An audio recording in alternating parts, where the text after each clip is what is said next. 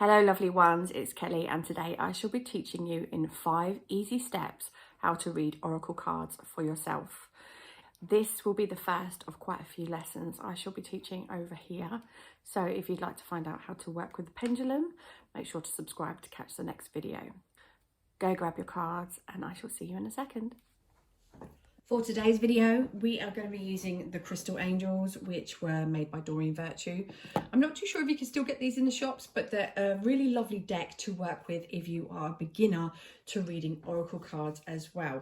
They're one of my favourite decks, actually. Not often do I read oracle cards, but when I do, these are the set that I like to work with.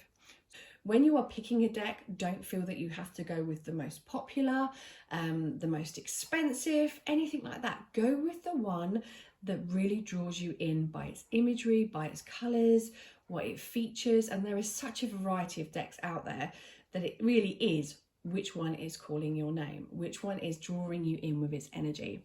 So you've got your deck, and what we need to do as our step one is to clear the energy. Cards hold energy, and before they've came to you, bear in mind lots and lots of other people have touched them, have come into contact with them. If it's not your first time using them today, then you know other readings would have the energy been pulled into them, and cards can become heavy, or like an energetic feeling of feeling heavy, but they can also give very unclear messages. So it's always important to clear your deck before you read. So how you would do this is you pick up your deck and you knock on it 3 times. 1, 2, 3. And what that does is it clears the energy. You can also put a clear quartz on top of it, or one of the major kind of crystals like an amethyst.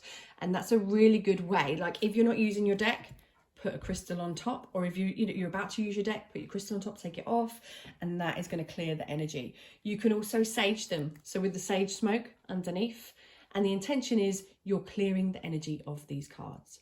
So that's step 1. Step 2 is to pick up your cards and to hold them in your hands, obviously.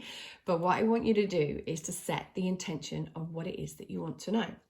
Now, if you're an absolute beginner to cards, then what I would suggest is having a daily little read for yourself.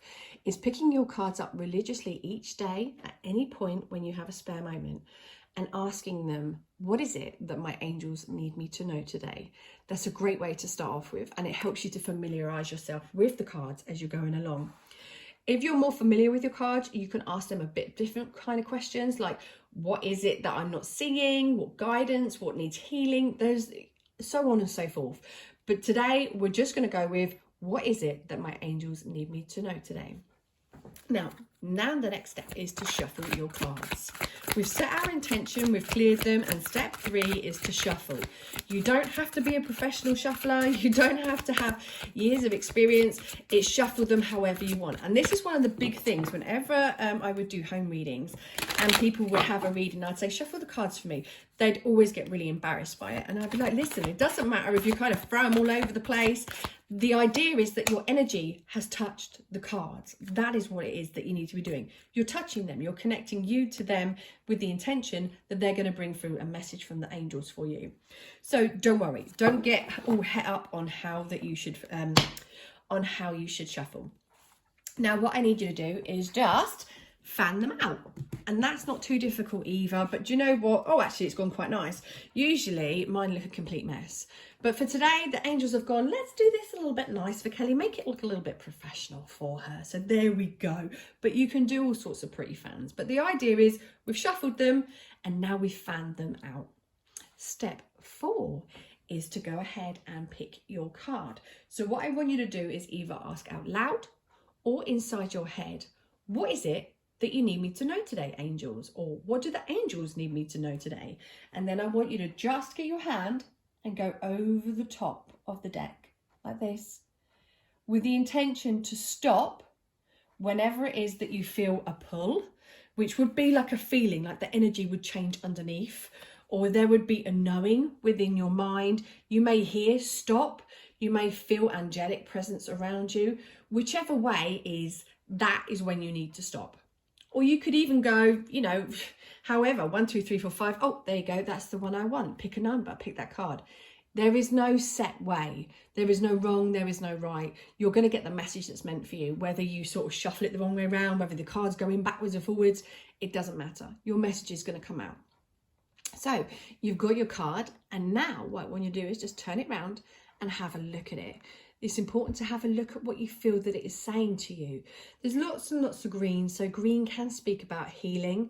It can also connect to Archangel Raphael. But those aren't things that you need to know straight off. What I want you to do is just look at the card. How does it make you feel? What is it bringing in for you? Are you feeling anything? Are you seeing anything? Is there any imagery coming to your head? And that is how you begin to understand your cards. Now, what you need to do is have a look at the bottom. If you have a text at the bottom, have a look at that. Now, my one says, answered prayers. All your great work has opened the door for divine solutions and support. So that's a really lovely message. And don't feel that they sugarcoat everything. Some of them can be a little bit to the point. But this has given me a message that everything I've been asking for is on its way. So in respect to the question, what is it that my angels need me to know today? They need me to know that they've heard what I've been asking for assistance with, and they are intervening. And that makes sense for me. Without me going into it in detail, you know, that is a nice little bit of reassurance at them going, we've got your message and we're sorting it out up here. And we shall be delivering that for you very soon. So that's great. So with yours, I want you to look at your card, how it makes you feel, what you see. And then we're going to go on to step 5. Now, to finish off, and there is no harm in this, especially if you're a beginner. Some people are so, oh, you can't have the guidebook. Obviously, I've been doing this for 4 years now, so I no longer use the guidebooks, but I started off with the guidebooks. So there is no shame in it. So don't ever let anyone go, shush, they don't need to listen. This is your journey, not theirs. So pick up your guidebook, and what you want to look is for the card that corresponds with this in the book. So we're going to have a look. So it's a U. So usually they'll all be listed, as you can see. Oracle cards are usually similar. You know, they're going to have the card and then its meaning there. So we are looking for, I probably won't pronounce it right, Unakite, I think it's pronounced, or Unakite, who knows. But this is my card. So the message in the book is, you've been doing great work recently to forgive, release, and focus upon positivity and oneness. Because God respects your free will choices, by choosing the healing path of love, remember I said to you about the green representing healing, you have opened the doorway for your prayers to be answered. God hears and answers all of your prayers and does not discriminate. However, if we have shut down our hearts to God's connections, we may not hear the whispered answers. A negative focus also casts doubt upon the likelihood of divinely guided plans working, lessening our faith. So without reading the whole thing for you, what you would do is you would give it a look at yourself. What am I thinking? What am I feeling? What's coming through for me? And then you would look at the guidebook. What am I seeing? What am I feeling? What am I reading? You don't have to take everything from this text. Now, to put that into a bit of context for you, I don't hold a religion. I don't have a set belief. So the bits that wouldn't take for me is God. I would connect that as angels or the universe. That is how I see things. So for you, it's take whatever fits comfortably for you. If there's part of the text that you're thinking, nope, that's not my message, then it's not your message. The bit that's standing out for me is, yes, I've been asking for divine guidance. I've been asking for support within my spiritual journey and the workplace. And they're just letting me know that they're working on it. And that's really good. It's reassurance for me and it's bringing hope. So the same for you. What is your guidebook saying with your card? Is it bringing through reassurance? Is it bringing through the messages that you would hope?